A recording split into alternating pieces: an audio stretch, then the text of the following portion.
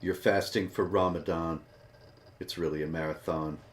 You're an Islamic paragon. But you could go for some chicken parmesan. What can you do to make it till dark? Blow something up in a city or park. Now, of course, we know that's not happening, ladies and gentlemen. This week in Jihad has no jihad because it is Ramadan. It is the time of peace, and we are here with the great Dr. David Wood. Good evening, good morning, good afternoon, David. Isn't it great that you never have a bombathon during Ramadan? Never. There is no jihad this week because it's Ramadan, and so we know that all the Muslims are praying, fasting, and making the world a better place. And so for that, we can all be grateful. And I guess that's the show for tonight, David. We could take the rest of Ramadan off. Yep, that's it. Unfortunately, I guess we should do a little bit of cleanup, though, before we go, because there were a few people, misunderstanders of Ramadan, who have indeed gone so far as to commit violence.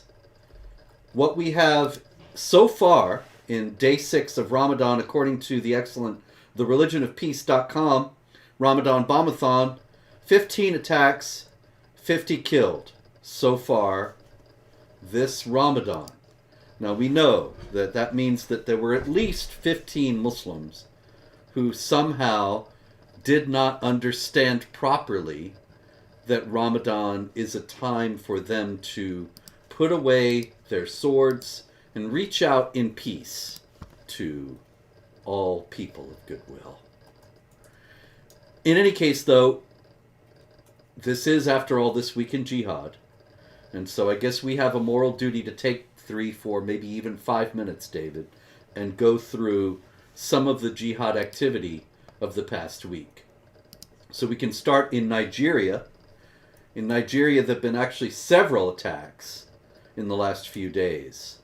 There were 5 people killed and a youth leader abducted in Benue State.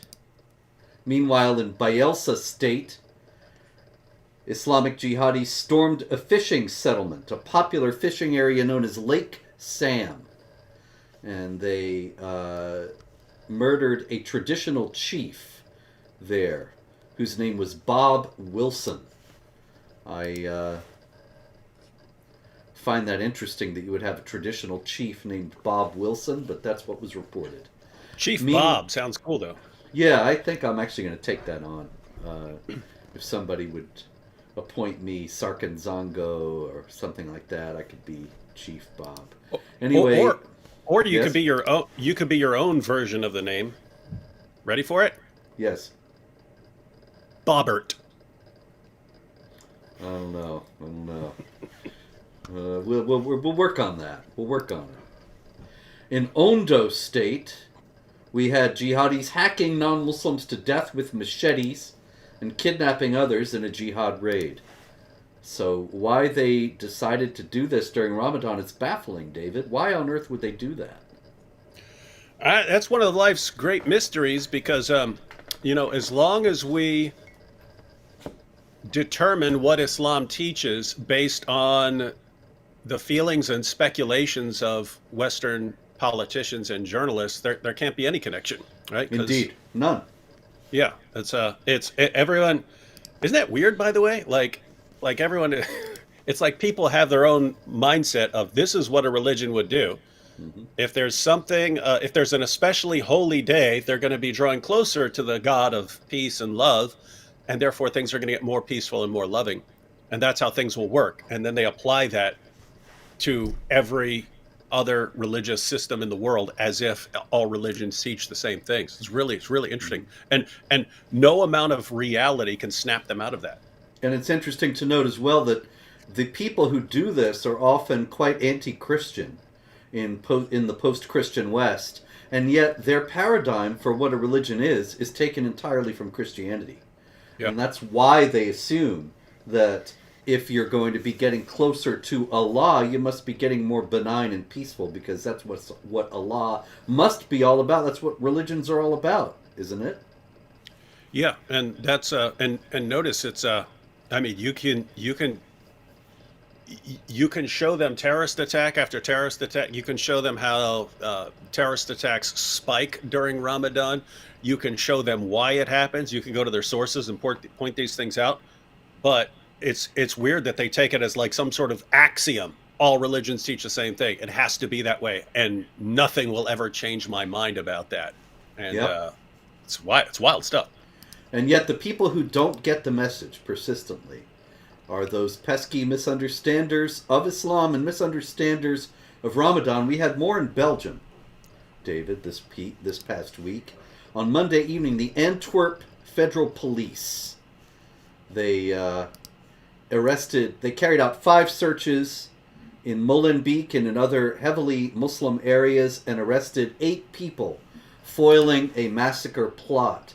Of course, the available news stories did not identify the terrorists in question at all. So it's possible that they were white supremacists or right-wing extremists of some kind.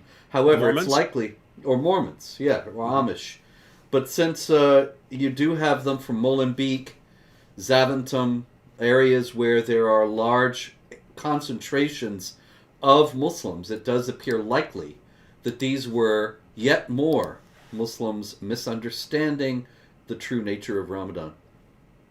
It's weird that all these jihadis who misunderstand their religion never ever go to Western journalists to learn about Islam. They don't. It's like they get their information from somewhere other than Western politicians and Western journalists. Well, I don't Where know where they're I don't know where they're I don't know where they're going. I don't know how where they're could going. how could you learn anything except from Western politicians and journalists? It's the only source of reliable information about your religion, right? Like everyone Yeah. knows that. As soon as people understand, you got to recite the Shahada. Once you recite the Shahada and become a Muslim, you then want to gather information about your new religion, your newfound faith. So you go to you go to CNN and ask them what Islam teaches, and then you Hmm. just go with that. And that's how things are supposed to work. But I don't know, man. Jihadis just never get the picture. They keep going somewhere else for all their information about Islam. I just don't understand. When I want to know about Islam, I go to Pope Francis. Yeah, I know, Yeah. right? Who else? In Greece, we also had a foiled jihad plot this Ramadan where 2 Pakistani migrants were arrested. They were plotting to attack a restaurant that is also the site of a synagogue. This is a Jewish restaurant, actually. That's how it was identified in the Greek City Times. And Chabad has worship there on off hours, and so these Pakistani migrants were going to massacre as many people as they could, and they had an arrangement with the mastermind of their jihad terror network that they would receive 15,000 euros, which is about $16,250 for each person they killed. Quite a bargain. Yeah, well, that's a What's wrong with new twist for the jihad, that they are actually getting paid by the murdered person. That's something I haven't come across before. Yeah, I mean, it kind of makes sense in the sense that it's built into Muhammad's understanding of Islam that the person who funds the jihad gets the same reward, but the concept is that other people are actually somehow paying you at least for preparations and to build your weapons and so on. But I mean, why not? Why not just shower them with money? Well, you'd think the virgins would be enough, you know? You'd think that they would get... I mean, are they so earthly minded? Aren't there passages of the Quran? I can think of several offhand, as a matter of fact, that scold people for wanting worldly glory, saying they should kill the captives rather than ransom them. In chapter 8, 67 and 60 to 69, the idea is that this is it's unacceptable for them to want to get earthly gain. Yeah, but I mean, keep in mind how Muhammad actually got people on board with his plan. He said, you know the hadith. He said, if you join me and you help me go out and fight these people, then there are only two possibilities: either you return home safely with rewards and war booty, or you go to paradise and you get to spend eternity deflowering virgins. Win-win. So either way, as long as you join me and go out and fight the people I tell you to fight, you either get stuff now in this world or you get stuff in the hereafter. Either way, you get stuff because you that's the only way to appeal to people apparently in this religion. But notice similar concept. Hey, you jihadis, go out and slaughter a bunch of people in the name of Allah. If you happen to get killed, you go there and you get all your virgins. But even if you don't, we're going to make it rain money. We're going to make it rain money. We're going to shower you with euros. And either way, you're set. Yeah, well, that win-win situation, I think, has been underestimated throughout history as being a primary reason why the jihadis have been a formidable fighting force in so many different areas for so many centuries, because they don't have anything to lose, really. They figure they win either way. All right, also in Ramadan, very interesting development, David. For the very first time, as far as I know, and I think this is for the first time in modern history, David, nothing less, the French police have actually admitted that there is indeed more violence during Ramadan than they deal with at other times. Huh. Yeah, it's really unprecedented, but Hang on. How many years have we been covering the Ramadan Bombathon? well, I started Jihad Watch in 2003, so that's 20 years even now. And Glenn over at the Religion of Peace, he's always kept a running tab. And I made videos for several years, especially during the ISIS years, talking about the Ramadan Bombathon, how there's always this spike in terror. And you mean so it only Now, takes it only takes the French 14 centuries to figure this out. That's good. Okay, yep. better late than never. See, there were a couple of stabbings in Montpellier. And this police source says many incidents have been punctuating Ramadan for 4 days, both at La Mosson and at Plan Caban. I don't know, whatever. That's poor choice of words. Punctuating. It Yes, sounds like okay. stabbing you and so punctuate you. Yeah, Ramadan. absolutely. Yeah. And he says this phenomenon is not new. Each year during Ramadan, the fights are numerous, serious and less serious, but there are always fights during Ramadan. And this, I've never seen an authority in the West admit that before. Not just in France. So progress is slow, but I guess it does happen. Yes, yes, indeed. This is interesting, though, because over the past few weeks, you've shared multiple stories where people are not as stupid as we normally take them to be. I've got a massive stupid infidel section this week, though. Yeah, I know. Well, I know you're not doing away with the stupid infidels, but we're ending up with occasional stories of smart, common sense Yeah. infidels. Well, maybe I'll have to start a section, common sense infidels, but it's going to be a while. Non-stupid infidels. Yes. You mentioned technological advance a minute ago, and it reminded me of this story out of Spain that in Barcelona, these people were on a flight to Tel Aviv, and there was an Islamic jihadi on the flight who started to use airdrop to send terrorist threats to the other people on the flight. And I thought, well, Nice. that's a nice technological innovation there for the jihad.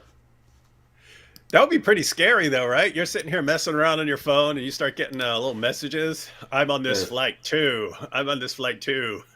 Allahu You're dead. Akbar. You're dead. Yeah. Allahu Akbar. Yeah.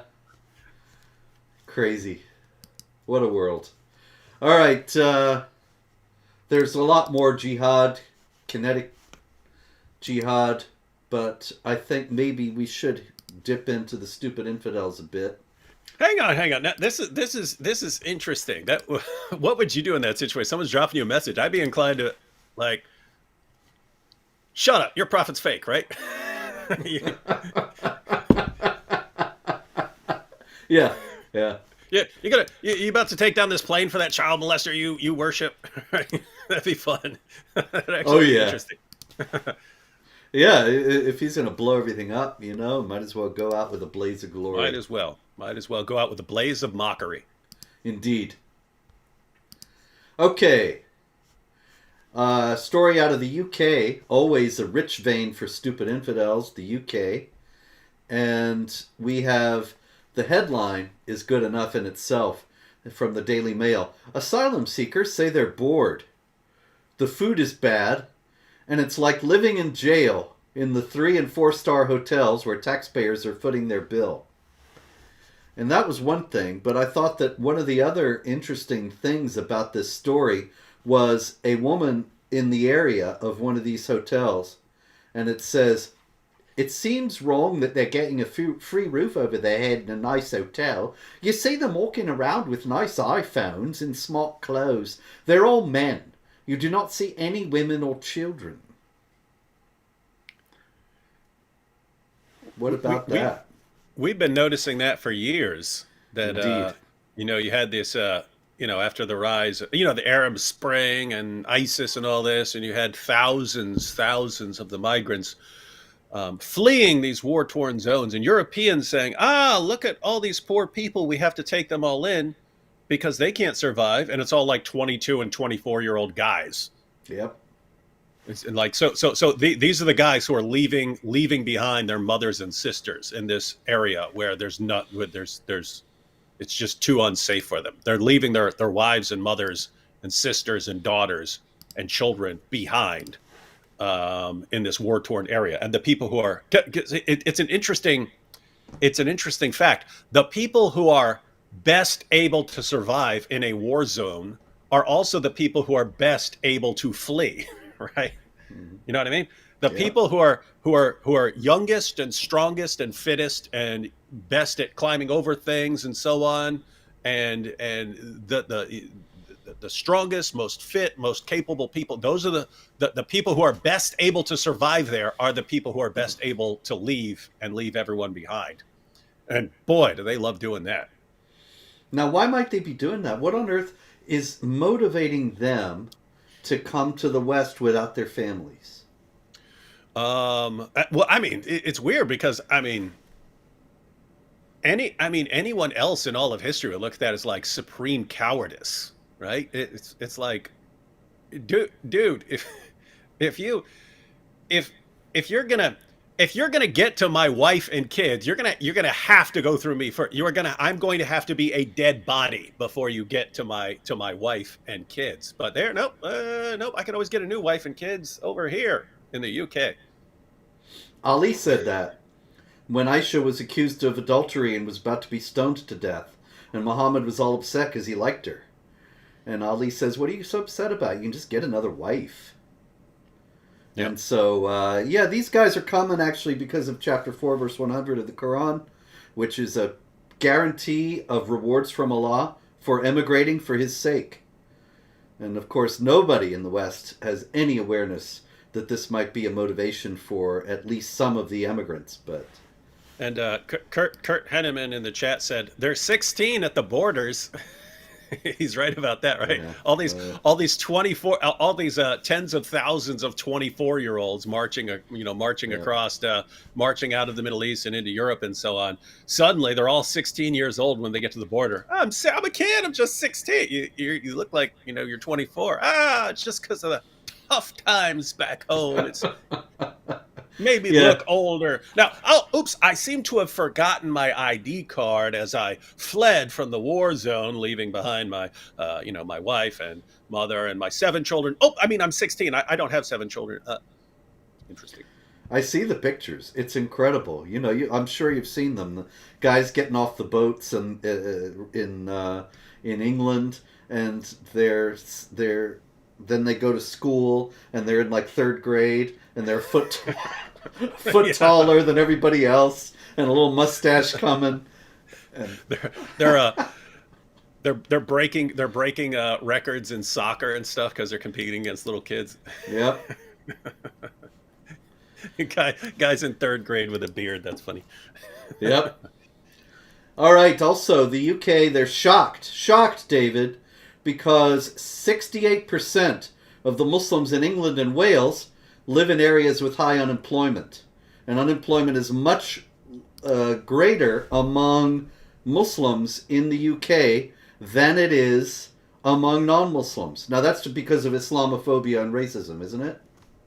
Yeah, that and because a lot of Muslims, because of what Muhammad said, have a problem with the concept of paying taxes to an infidel government that makes mischief in Muslim lands, and therefore it is better to um, to be at least officially without a job and to be paid by that government because now it's like they're paying you a form of a jizya. They're paying you, and then you're not sinning by making money and having to give a percentage to this infidel government. And so it's just but I have to say they're totally correct, right? And Yeah. from an Islamic perspective, you would be better off um, being completely out of work and getting paid by the government than you would working and paying money to that government. You would think that the infidel government might be aware of this and take measures to stop it. But of course, in Scotland now, the new leader of the infidel government is none other than Hamza Yusuf, who is himself an observant Muslim who, after he became the leader in Scotland, tweeted pictures of himself and his family with his hijab wearing wife breaking the Ramadan fast for the first time in the wherever they live, the Butte House, or I think it's called. In any case, so he's not likely, although he's a far left politician, he's not likely to take any steps to actually, because he's a far left politician, he's not likely to take any steps to curb this immigration or to put it on a more responsible footing in terms of the people who come in and then go immediately on welfare. Isn't it weird that I don't know, maybe it's just skewed by movies or something like that, but I think of like I think of Scottish people as like super tough, right? Guess Braveheart, right? You know, saw Braveheart. You don't want to go messing around with the Scottish, right? But it's the same thing with like Norwegians. Like you guys were Vikings. How did you become the biggest, weakest cowards in the entire universe in just a couple of centuries? Anyway, I don't know. Well, actually, reminds me of when I was in Iceland in 2017 and got poisoned, but that's another story. I got better. The Icelandic people who invited us to speak, one of them took us aside at one point and was saying, I'm really concerned about this because nobody in Iceland has any experience of how to deal with anything, any kind of strife, any kind of civil strife. We haven't fought a war in 1,000 years. And I thought, yeah, that's very tough. And they're, of course, another leftist government, and they're bringing in large numbers of Muslim migrants. So among them will be jihadis. They're going to be dealing with this. And nobody has any idea how. Yeah, and no, I mean it is Europe and even more so the Americas. We've had a life of relative ease for Mm-hmm. several decades compared to most people down through history and compared to lots of people in different parts of the world. But basically, the looming problem is when various structures in society start to break down, there are people who've never been through anything in their lives, and they're going to be completely incapable of dealing with it unless the government rushes in and establishes a tyranny to give them some level of peace. But other people in the world who've been through stuff and can deal with it, they're going to be a much better. Just to give an example, like I'm from West Virginia, trailer park. I have a bunch of relatives who are hillbillies making moonshine, all that stuff. Got all that stuff. I'll be okay. Right. So things start breaking down. I'll be okay. I'll go hunt squirrels and rabbits and deer and live in the woods. I'm good. And other people, not so much. And all these, like you just get the impression we see one of these like Antifa guys coming by. We want anarchy. Like, dude, if you had anarchy, you were going to get slapped around so much, right? It's like you are the last person on the planet that would do well in an anarchy. You only can advocate anarchy because you're in a society that protects people from slapping the crap out of you when you spout that nonsense. And yet it's I don't know. We seem we all I don't know. We built up these civilizations that are so nice and comfortable compared to what everyone else has had to deal with through history, that we're now incapable of dealing with any sort of discomfort. And that's just not gonna end well, I don't think. Indeed. No doubt about that. And a lot of these people, they have no idea what's coming. They think that when it breaks down, they can demand that the person who comes to take their home is, tell me your pronouns first. And it's all going to be just absurd. But anyway. All right. Speaking of absurd, also out of the UK, we had a hate crime, David. We had 2 hate crimes. 2 elderly Muslims were set on fire as they left mosques. David, did you do it? No, but we need to catch the Islamophobes who did this. That's right. Iman Atta of Tel Mama, the hate crime monitor, he said to Al Jazeera, the 2 recent deeply troubling incidents where 2 elderly Muslims have been set on fire as they left mosques are shocking. We ask all communities to remain alert and vigilant, whether at mosque or in public area. This is especially the case because Ramadan is just around the corner. This was a few days ago. Well, I have to say, I agree completely. We will not stop. We will not stop until the perpetrators have been captured and punished accordingly. They caught him. Good. What did they do to this? Report. What did they do to this Islamophobic bigot? They found out he was a Somali Muslim. See, keep in mind, I had no clue what you were talking about. Not familiar with this story, but I knew it. I somehow knew it the entire time because that's happened thousands and thousands. Whenever you hear attack on Muslims, keep in mind there can be attacks on Muslims. There are people who are very upset. I see people in the comments section of videos. We need to nuke the Kaaba and this and that. And I see there are people who are hostile, but it's the same thing that we've talked about before with like when there's like a mosque attack in Pakistan. Someone blew up a mosque. You think, okay, there are Christians there are Hindus there. They have a lot of grievances based on the way they've been treated, but you just know from experience it tends to be other Muslims and other Muslim groups. So in other words, until the details come in, you have to say, okay, there are multiple possibilities, but given the way things have gone, it kind of leans significantly in the direction of Muslim on Muslim. Yep. Weird stuff. Very weird. It's a weird age. Also in the UK, we have the case of an anonymous rapist from Iran who has been fighting deportation. And he has won his case. He does not have to leave the UK because he could face persecution back in Iran. That would be tragic. Yeah, his well-being is much more important than that of his potential victims. I mean, they seem to have imported a disproportionate number of rapists, don't you think? So, I mean, it would be kind of weird to suddenly exclude rapists. I mean, right? Yeah, can't have that. I mean, they've had so many of them. I mean, the only surprising part there is it's from Iran and not Pakistan. But I mean, it's to the point where it seems like it almost seems like they're trying to bring in rapists. I mean, how do you end up with such a disproportionately large number of rapists to where it like massively skews all crime statistics because of the number of rapists you're bringing in? They're either extraordinarily stupid or extraordinarily evil, but I don't think there's a third option when you're talking about the British government. Yeah. All Stupid or right. evil? Stupid or evil? Which one is it, ladies and gentlemen? Stupid or evil? We could have a vote, have a contest. Or, I mean, yeah, the third option would be both. Right? Yes, yes, Stupid and evil. That's a bad combination there.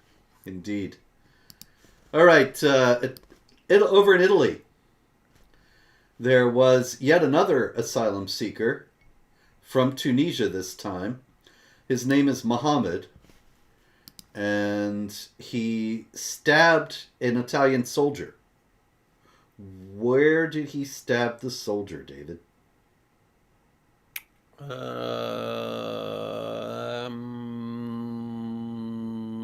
Here. Bingo. It's astonishing how you just keep being right about these things. Psychic. Anyway, you have a fake Tunisian passport here. Actually, he might not be a Tunisian at all. But in any case, he is very clear he was caught in killing this soldier. And what do you think the Italian police said about his motive? Some version of motive undetermined, still looking for a motive, no clear motive, something like that. You are correct, sir. They are Wow. baffled as to why this could have happened.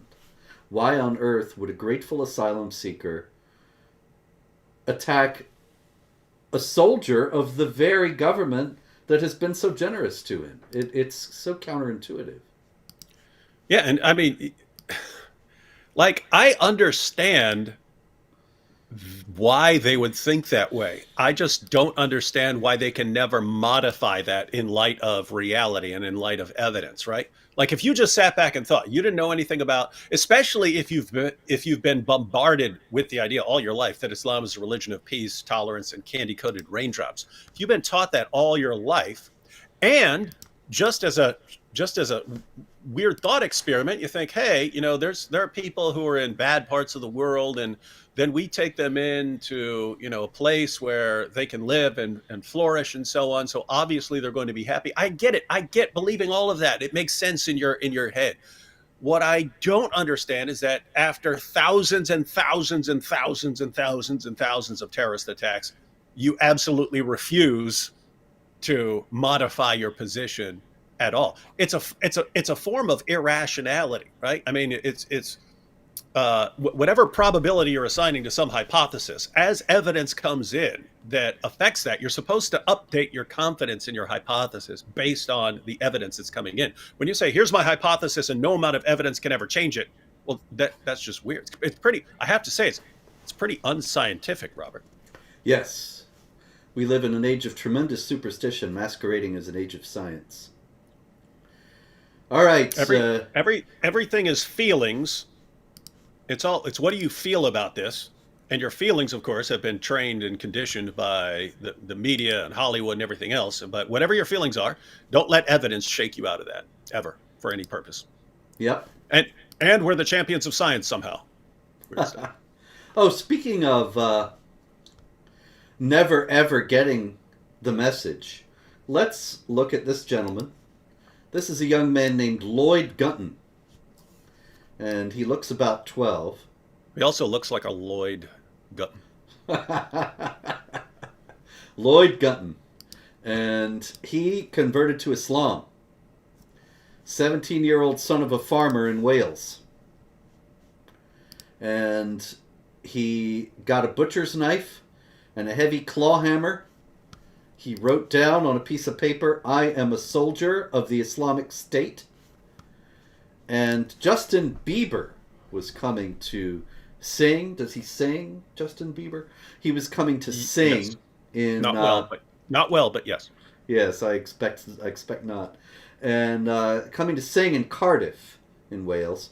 And Lloyd Gunton was going to be there to murder him for Allah. But he was caught. Here's young Lloyd once again. There he is, 17 years old, farmer's son. Looks sad. No virgins. Yeah, he got caught. He couldn't kill Justin Bieber. But here again is a convert to Islam. Now, we're always told that Islam is peaceful. Every last Western politician knows that Islam is peaceful. And so if Lloyd Gunton converts to Islam, he's going to be peaceful, right? And yet Lloyd Gunton and so many other converts to Islam end up going jihad. And nobody ever seems to get the message that there is some, perhaps, connection between the teachings of Islam to which the young man is newly acquainted and his turn to violence.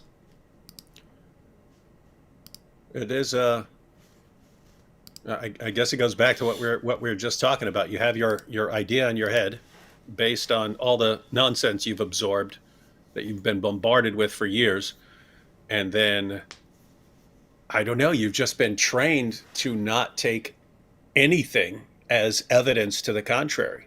And we know why that is. It's a form of manipulation in the sense that if you ever become slightly suspicious that Islam actually promotes violence, you're a racist and an Islamophobe. And people don't like being, racists and Islamophobes. They don't want to be that. And therefore, the conclusion is off limits. You can never actually look at the evidence and come to an informed decision. So you just have to keep reciting it.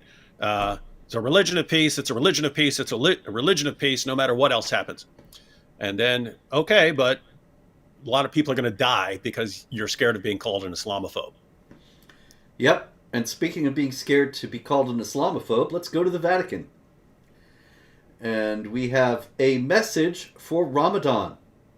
A message of the Dicastery for Interreligious Dialogue. I don't know what what's a dicastery, David? Ha! Everyone knows that, Robert, but we don't need to go into it. Some kind of group. They have some group for interreligious dialogue to Muslims for the month of Ramadan and Eid al-Fitr 1444 AH 2023 AD. And this was written by His Eminence Cardinal Miguel Angel Ayuso Guijo. And the secretary of the same dicastery, oh my goodness, are you ready for this? The Reverend Monsignor Indunil Kodithuwaku Janakaratne Kankana Malage. Perfect. Thank you. So I'm going to change my name to that. Yes. Anyway, starts out this way, David. Dear Muslim brothers and sisters, the month of Ramadan is important for you, but also for your friends, neighbors, and fellow believers in other religions, in particular, Christians. Do you know any Christians for whom the month of Ramadan is important? I guess technically, if it's a year like this where it happens to overlap with Easter, there's like a weird sense. But yeah, I don't know what in the world anyone could be talking about. Yeah, I think that this is just wishful thinking on their part, and it gets worse, of course.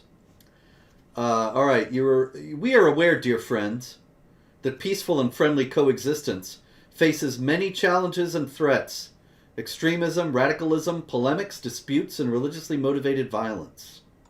Did you see what they did there, David? Extremism, radicalism, polemics, disputes, and religiously motivated violence threaten peaceful and friendly coexistence. So it's not just religiously motivated violence. It's not just that Muslims are killing Christians in Nigeria and everywhere else. It's also that there are people like you out there and me engaging in disputes. If you would stop that, then there would be peace. I've got a point. If we just stopped reporting the jihad, then it would just go away and everyone's hearts would melt and everyone knows. The threats, they say. What's by that? the way, you want to know how dumb I am? How dumb are you? Like just in the stupid. You just gave that long, ridiculous name. Yes. And then I was like, it's actually a beautiful Sri Lankan name. Yeah, I was like, hey, there's an even cooler name than that. It was by, it was by the physician. I can't remember his name. So then I'm sitting here looking it up because then I have to know the person's name. And it was his Paracelsus. They just call him Paracelsus because his real name was Theophrastus von Hohenheim, Philippus Aureolus Theophrastus Bombastus von Hohenheim. I always thought that was like the coolest name ever. That's a very good name. That's a good name. Bombastus von Hohenheim. If I want to name one of my kids Bombastus, that sounds pretty. And you got von Hohenheim in there twice? Yeah. Oh no. That's his full. Okay, no, I read it together with his abbreviate. He's called Paracelsus. Then he's got his abbreviated name. Then he's got the full name. Philippus Aureolus Theophrastus Bombastus von Hohenheim. Oh, okay. I would have gone by Mr. Bombastus. I don't know. I still like Indunil Kodithuwaku Janakaratne Kankana Malage. Sounds cool. Yeah. Like, how do we not do that? How do we not? You can name your kids whatever you want. You can do that. Why don't we do that? Anyway, I'm sorry. Yeah, too late. Yeah. All right. Let's see. I had one queued up here and once again have lost it. Oh, yeah. Back to Antwerp, where we had a jihad attack foiled. We also had threats during this Ramadan. You see these people here, David?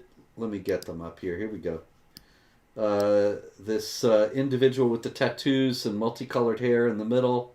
Couple of other, what do you call these people? Millennials? Stoners? No idea.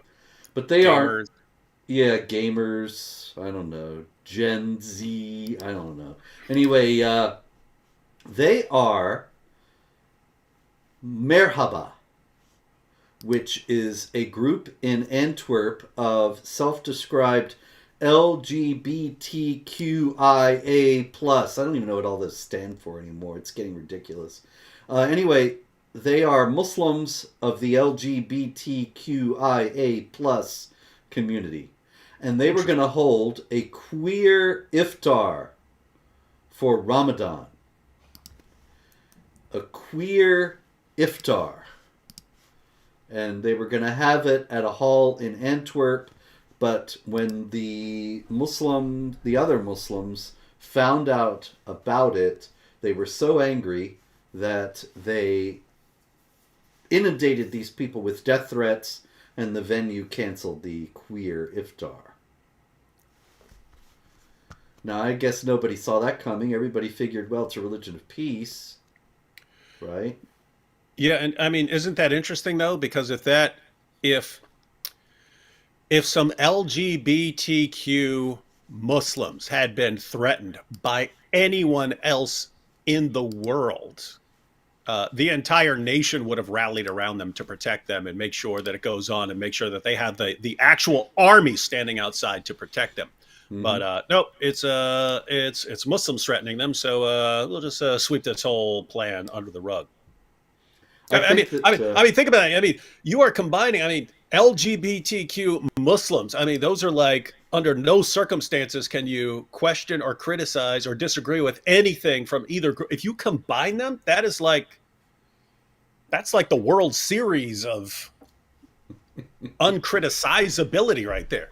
That's right. And also, like we have on the screen right now, it's another Chickens for KFC group. Because, of course, once the Sharia observant Muslims catch the LGBTQ Muslims, they might find themselves diving off the top of a building. This is Kabil Bayo. Can you see him? Mm-hmm. Kabil Bayo is this gentleman's name. He's got a smart little mustache there, and he's also got that big stick. He is a Pakistani police officer in the Kanpur police station. And what he did when Ramadan began was that he went out with that stick. Let's see old Kabil Bayo again. He went out holding that big stick, and he used it to hit Hindus who were eating. Now, Hindus actually do not fast during Ramadan. But Kabil Bayo, he went around hitting people with this stick for not observing Ramadan when they were not even Muslims. Now, I thought this was interesting because we're often told in the West, you may remember anyway, 10, 15 years ago, there were some initiatives in several states to actually outlaw Sharia in several American states. And the Council on American Islamic Relations was livid, and they fought very hard against these initiatives, and they killed them on the grounds of religious freedom. And they insisted that Sharia had nothing to do with non-Muslims at all. It was completely applicable only to Muslims. Yeah, they said. I remember. Matter of fact, it was news organizations like CNN as well. They were all over it, and the claim was Sharia is just things like praying and fasting during Ramadan. It's got nothing to do with anyone else. So if you're against Sharia, you're saying Muslims don't have these rights to do these things, but that's absurd. And therefore, you need to drop anything about United States government not enforcing Sharia. You gotta drop all these claims. Yep, and it worked. It worked great.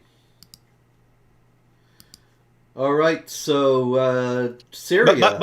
By the way, I don't think I can point this out enough, but I will, because Muslims claim that they respect Jesus and have reverence for Jesus, and we follow Jesus better than you Christians.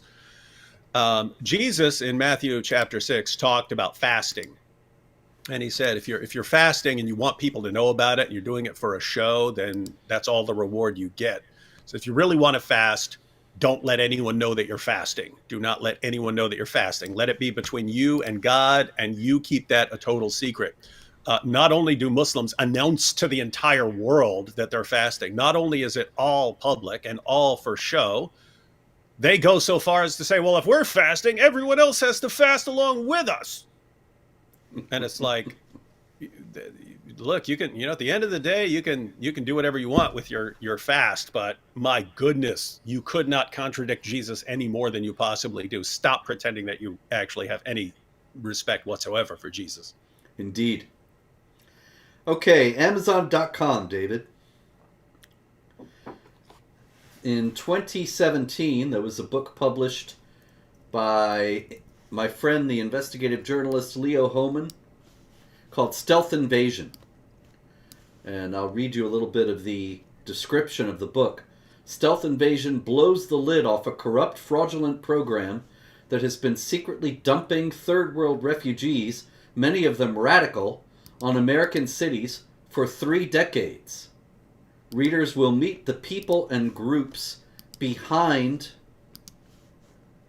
this shadowy resettlement network, which starts at the United Nations and includes the White House, the U.S. State Department, some surprising church groups, and corporate honchos, etc., etc. Now, I'm well aware of the stories that went into making that volume, because I reported many of them at Jihad Watch as they happened. And so it didn't seem to me, at very least, to be remotely controversial. And Stealth Invasion came out.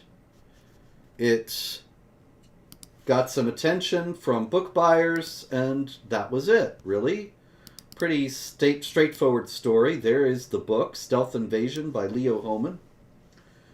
But Amazon, this past week, actually banned it from sale after 6 years. And they sent a notice to the publisher. Our content review team re-reviewed the title Stealth Invasion and determined that it includes content against our content guidelines. The primary purpose is to paint Muslim immigration to the U.S. and Europe as treacherous, violent, and as a weapon used by the Muslim Brotherhood to change the U.S. from inside. For this reason, the team is upholding their decision to ban the book. Now, what's wrong with this picture, David? Yeah,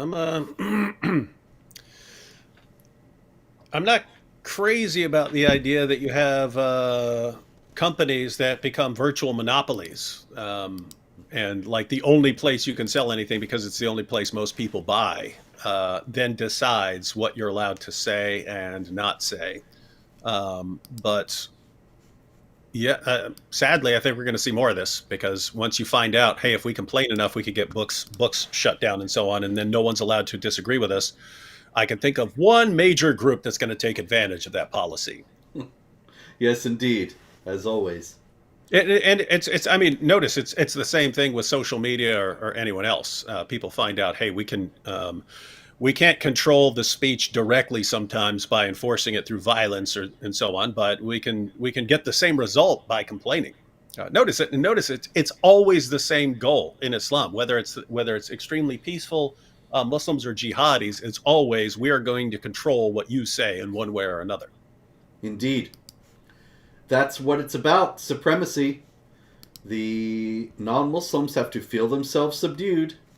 By the way, he called that stealth invasion, and I was thinking that sounds like stealth jihad. Weren't you the one that coined that? Were you the one that coined Yep. the phrase stealth jihad to describe that sort of first stage of jihad? David, I wrote the book, Stealth Nice, Jihad, back in 2008. And way back in the day. way back in the palmy days of the first decade of this century. The book Stealth Jihad. Let's see if I can find it. There it is. Um, Still available on Amazon, ladies and gentlemen. The book Stealth Jihad For now, that outlines, that's right, for now, that outlines the nonviolent attempts to advance the Sharia agenda in the United States. And I would expect that probably, I haven't looked at that book in many years. Like I say, it's 14 years 15 years since I wrote it. But I would expect that everything in there is abundantly established by now. yeah, The I'm guessing it's one of the books that if someone read it, they would go, "Wow, he's a prophet. Yes, Everything he said is exactly what we see all around us, huh?" it was so hard to foresee, David. Yep. Who could have foreseen it? Well, anyone with the ability to read, but okay. Now, one of the things that I discuss in that book, as I recall, actually, is the control of the media and the total lockstep that the establishment media marched in. Yes, there is a Kindle version of Stealth Jihad. You can check that on Amazon for the moment, at least. In any case, the media only reports what the Islamic groups want it to, whether that's because they're paid or some other reason, I don't know. But in any case, we had this from DC News Now last week. DC News Now is not a huge news outlet, but I took this as kind of representative. They did an instruction piece on Ramadan called Ramadan 2023, Everything You Need to Know About Islam's Holiest Month. And they go on, Muslims use Ramadan as an opportunity to self-reflect and become more spiritual. Muslims will That's fast, that's blah, their jihad. blah. That's their jihad. What's yours? What do you think they left out of this Everything You Need to Know About Ramadan piece, David? I don't know. Maybe all the bloody, violent attacks that have been happening in Islam since that first generation during Ramadan. Astonishing. How did you know that? I don't know. Just that ability to read keeps getting in my way. Amazing. Amazing. Meanwhile, in Vienna, a Muslim politician has demanded that the city of Vienna be decorated for Ramadan the way that the city of London is. And I think that that's only fair after all. Once you have a massive Muslim presence, then you might as well go all the way. And it's going to happen eventually anyway, whether you want to or not. Yay! We're fasting! Entire world, look at us! Look at us pretending to fast. We're going to gorge ourselves multiple times per day while we're fasting. We're going to consume far, far, far more food than we do at any other point in the year, but we want all the attention in the world. We want all the attention for fasting. Yep, Just like Jesus didn't say. indeed.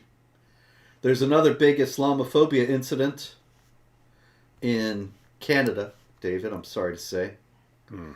There was a Muslim on the Via Rail, a train, and he went to pray in the middle of an aisle.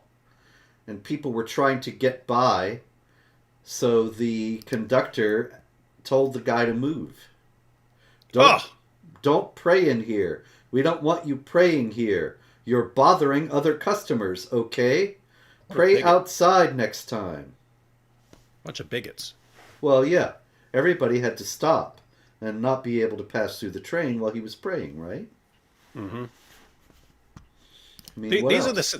these are the same sort of bigots where if you went and just blocked traffic by bowing down and praying, they would probably think that there's a problem with that too. Yeah, it's I don't know, incredible. man. This Islamophobia is just never going to end. But they're fixing it in Sweden, David. Good, good, good. Now, I do have a story. It's a little bit, it's not quite this week. And ordinarily I wouldn't do this, but this story came to my attention this week. It's from January, and I thought it was so important that it is worth mentioning. It's out of Sweden. And Sweden, the Church of Sweden, I have to clarify, a lot of people I saw when I put this on Twitter, they assumed this was the Catholic Church of Sweden. The Church of Sweden is Lutheran. And so it is not the Catholic Church for what that's worth. It's a major Christian church in any case. And the outgoing Archbishop, Antje Jacqueline, she started to use, as a matter of fact, if you go to her Twitter, you can see it where she says she doesn't say it in Arabic, but she does say it in Swedish. She says, God is greater. She even gets it right. That is the exact translation of Allahu Akbar. I'm impressed. So she said that not only does she say Allahu Akbar, but she said that Muhammad was a prophet. And her successor, she has now left office, and her successor, Martin Modeus, has now written an article that says that Muslims can join the Church of Sweden.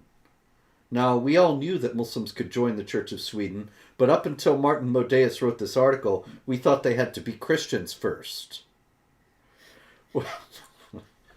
What Martin Modeus is saying, the Archbishop of the Church of Sweden, is that Muslims, as Muslims, can join the Church of Sweden. Now, why might people in the Church of Sweden come to regret this invitation, David? I mean, I can think of all kinds of reasons, but based on just that invitation, if you're still remaining Muslims and being part of the Church of Sweden, I mean, last time I checked, you have in the book of Acts in the Bible, the apostles go out with the gospel. Now, Jesus had explained lots of things to them, but the takeaway message of the gospel was a message about Jesus' death on the cross for sins, his resurrection from the dead, and his divine nature. So wherever the apostles went, it was death, resurrection, deity, death, resurrection, deity. He's Lord. You need to submit to him, and he's verified this by rising from the dead. And so to say, hey, you members of a religion that teaches the opposite of those things, you can come in here as well. That means that you do not need even the most basics of the gospel anymore. You do not need the core of the gospel in order to be part of the church anymore. That's interesting. So really, the Church of Sweden is not in any functional way a Christian church anymore. Yeah, It's something else. like how, like, can you imagine Luther? There's a Lutheran church. Yeah. My goodness. Yeah, I think that that's not going to go over very well, and that the Church of Sweden, in all seriousness, is likely on its last legs. Yeah, And it's, I mean, speaking, it's got to be based on what you just said. It's got to be basically like a social club right now. exactly, If it has exactly, no meaningful doctrines that are part of it, then it's just a social club. right. Speaking of last legs, also we have the fact that also on Amazon, the best-selling children's books in France right now half of them are about Ramadan and Islam. Nice. So all you have to do is think about what that's going to be like in France in 20 years. Probably France will be very different from what it is today. In Spain also, the Muslim population has increased 10 times over the last 30 years. And so these things are going to be paying dividends in the next few decades. And we're going to see massive societal changes in those countries. David, we've come to the end of the hour, I see, and you have another show. So you want to plug that show to send people over there? Yeah. Just shared the link in the chat, but yes, I'm going live. We'll be up. I mean, we still have to set up very quickly, so it'll take like 2 or 3 minutes. But yeah, I'm going to be live with Mike Jones of Inspiring Philosophy, who you'll be interested to know, Robert, has begun addressing some claims of Islam. He's become quite concerned about Islam's teachings about child marriage. Started bothering. Now, it's not what we're talking about in this live stream, but it's interesting because, I mean, one of the reasons I ended up going in a route where I was dealing with Islam is just because there was no one dealing with it. There was you, there was Pamela Geller, there was Zachariah Boutros, and, but I mean, it's like lots of stuff going on. No one wants to touch it. Whereas now, everyone's starting to recognize problems and draw attention to them. So it's good. Interesting times. Mm-hmm. Thank you very much, ladies and gentlemen. Enjoy the rest of Ramadan. God willing, we'll be back next week. If there is, in the extraordinarily unlikely event that there is more jihad during Ramadan, it's all just based on a misunderstanding. And so probably there will be no more shows in Ramadan. But if there are, we'll be here. Thank you. Good night. God bless.